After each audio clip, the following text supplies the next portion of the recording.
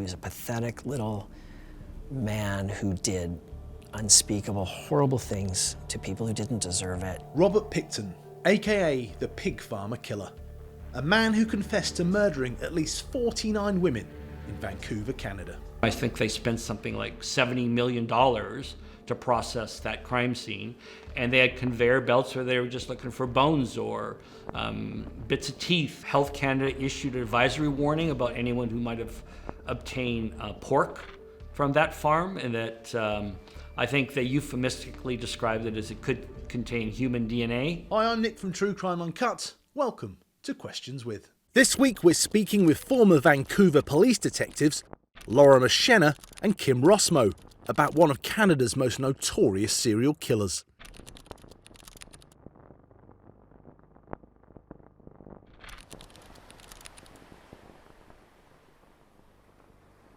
There was an indication that there was an unusual number of women going missing from the downtown Eastside. And I thought, these are real mysteries. Where did people go? What happened to them? There's no question that's a serial killer case just waiting to be uncovered. The women that had gone missing were all what we call low-track sex trade workers. Low-track is literally the cheapest area of the city. These were drug-addicted women. The sex was the cheapest you could get on the street. Many of them were engaged in very risky behavior because of the nature of the area and the type of customers they would get. A real clincher came when Lorimer Shenher, who was the missing persons detective, was able to determine that these, the missing women, the victims, who had been collecting welfare in British Columbia, had dropped off the charts in that regard. So if you know anything at all about the street and the people there, they all collect welfare, and if they move to another city, the very first place they go, and remember this is before any sort of electronic banking, the very first place they go is the local welfare office where they change the address where they can get their check mailed to. That had not happened. That is unbelievable. The only explanation for that is that they were dead.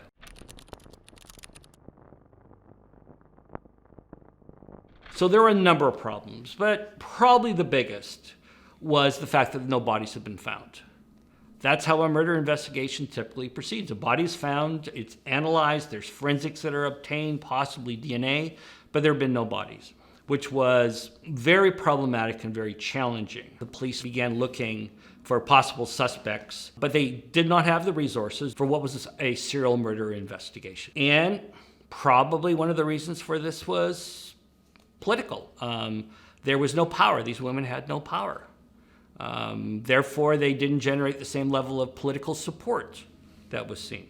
There was a very embarrassing moment for the mayor at that time where he was caught on camera at the start of a police board meeting saying that he was not funding a location service for missing hookers. So it sort of showed you the attitude towards them.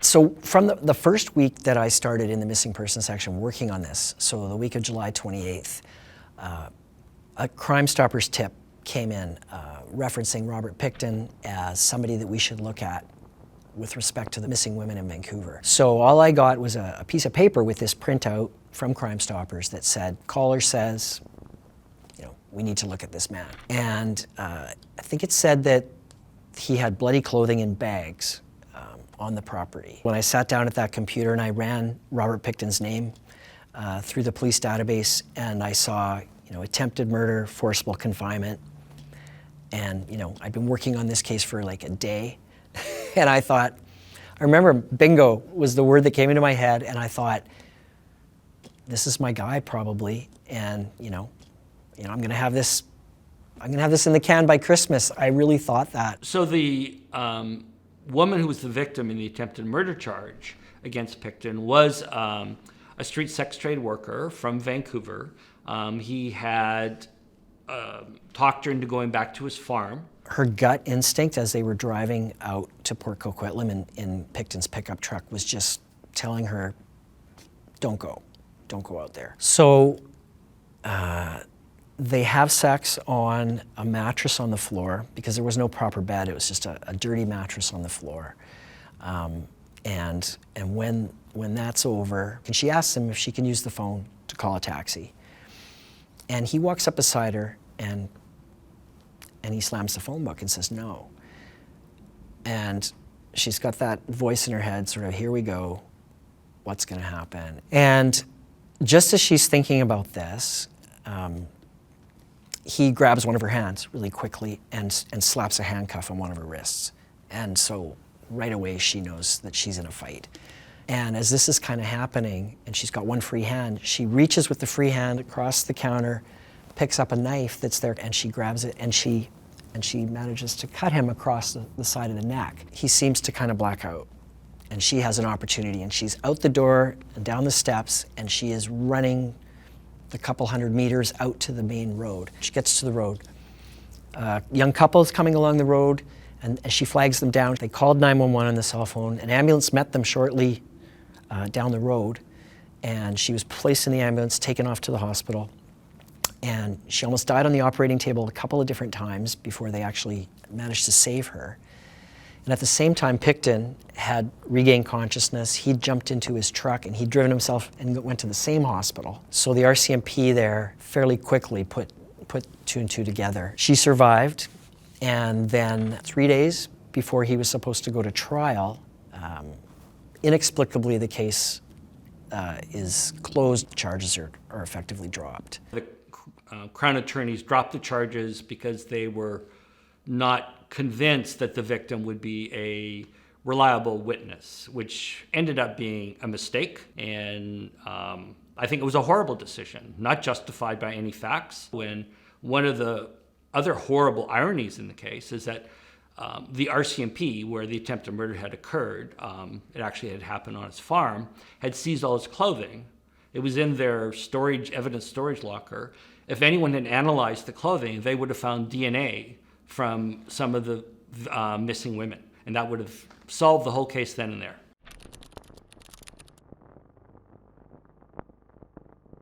The summer of 1999, we received a completely separate tip from a woman who said that she had seen a body hanging in the slaughterhouse, and she had seen Pickton skinning this human body, and it was a female, and she described it, and she made some comments about the color of the fat. The things that she referenced were pretty clear to me that she had seen what she said she'd seen. Right away we wanted to investigate this, and we knew who this woman was, and she was working for Pickton, and we would later find out that she was actually steering women out to the farm for him, and he would pay her to help bring women to the farm.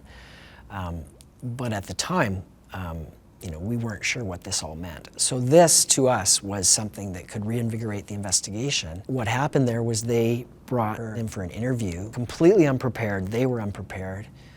They spent virtually 12 minutes with her to talk to her about this information. They asked her things like, you know Robert Pickton, he's a good guy, right? He's a pretty good guy. And she's like, oh yeah, he's the best. Just bizarre reasons why months and months passed with no action on the allegations that she had made. It turned out that there had been a detective on the RCMP unsolved homicide team who had actually gone out to see Pickton at his farm and spoken to him and told him that there was a woman talking to the police about you, named her. So, this is an active police officer telling a serial killer suspect the name of a confidential informant.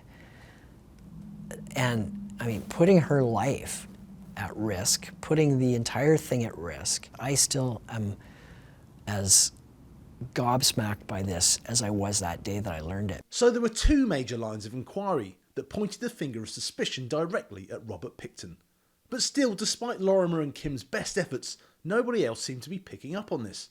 And after this point, Pickton potentially killed up to 13 more women when he could have been stopped so much earlier.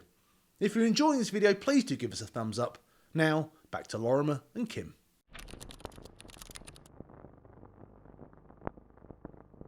The arrest of Pickton was purely luck and coincidence. A young constable went he went to the Pickton farm with a warrant for a handgun, and he had received information from a confidential informant that there was a handgun on the property and that it was illegal. And when he got on the property, and this is really to his credit because, as I said, this place was a mess and a real junk pile, but he noticed an asthma inhaler, Ventolin inhaler on the ground, silver, and he looked at it and he could see a name on the prescription little, plastic sort of label, and it was Serena Abbott's Way. And he was heads up enough to recognize her name as one of the more recent missing women from the downtown east side of Vancouver. So when he saw this, he knew right away that he couldn't proceed any further with that phase of an investigation. In Canadian law, you can't go on a fishing trip on someone's property. If your purpose is to be there to find a handgun, you can't all of a sudden take a serial killer investigation and run with it. You have to back out and get a proper warrant specific to what you found. So that's what he did. They subsequently got a warrant, went back onto the farm, seized that evidence, and started to find more evidence relating to some of the missing women. Right away, that farm, which was quite large at the time, pretty large property, was locked down and became a crime scene. And as we know, it became the largest crime scene in Canadian history.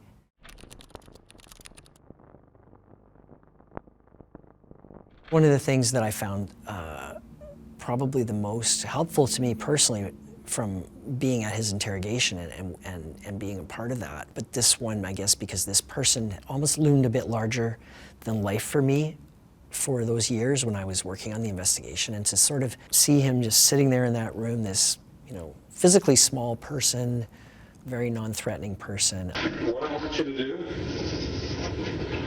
Rob, what girls that you remember have ever been out to your place?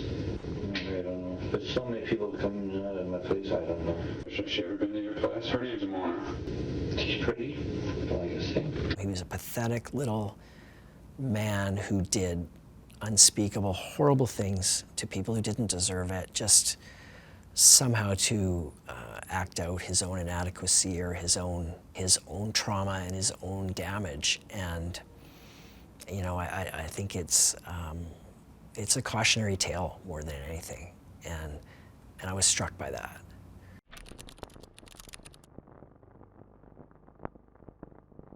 So at that point, they're getting evidence. They're seizing weapons. I believe they seize some sex toys, dildos, that sort of thing, some handcuffs. Of course, Pickton gets arrested, and then he gets dealt with in terms of the police department. I believe that there was a buried freezer that was found with parts of heads, and so maybe a small number, 3 or 4 of the victims, there were some relatively substantial remains, but for most of the others, it just came down to a tooth or a bit of a bone that could only be linked to somebody through a DNA analysis. It was quite agonizing to watch, person after person start to kind of be unearthed there. I know that it was, I can't imagine how it was for the families, because I know how it was for me, and it was difficult.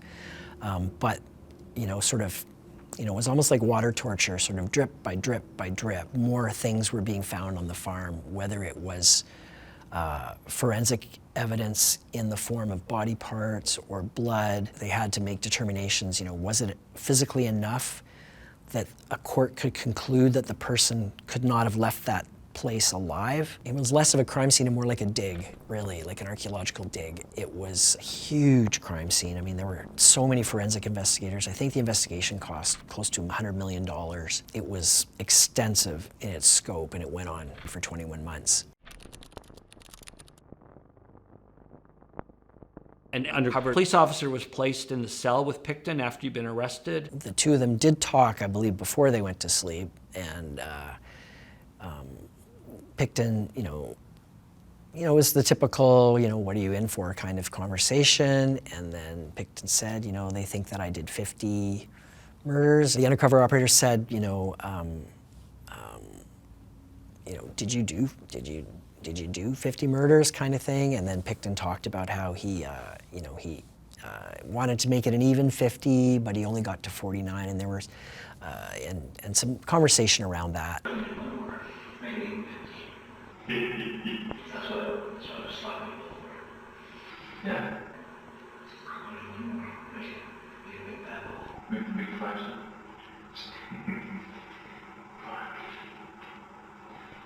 That's fuck. You gotta get 40 people to list. And then on the list is I'm gonna have people. But I think we're gonna name them. They're gonna fucking fuck you up on this. I think we're gonna nail it across. Pickton bragged to him that he had murdered 49 people, women, but based on the DNA recovered from the farm, I think there was only 37 or 38 identifications made. Given that he had pigs, which will eat almost anything, I think they were fortunate to find that many, but there's still probably a dozen that were never known or identified.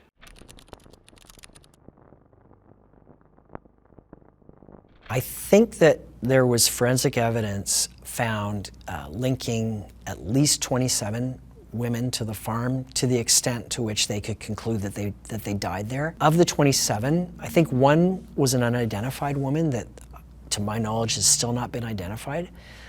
6 were considered to be sort of the best evidence and best cases to go forward as a first-degree murder charge. What happened with those 6 is, and it's a bizarre outcome, but the jury went away and deliberated, and they came back with 6 guilty verdicts for second-degree murder, which means it was not a premeditated or pre-planned murder, which is, bizarre when you think about 6 separate cases months apart, some years apart, that wouldn't indicate some level of planning, but that's a jury trial. Sometimes that's just how it is.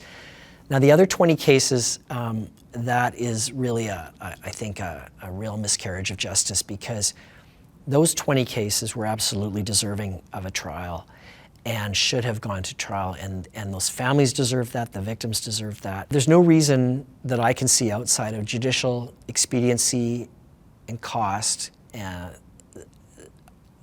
as to why the court system would have not proceeded to trial with those 20 cases. It's just a tragedy as far as I can see.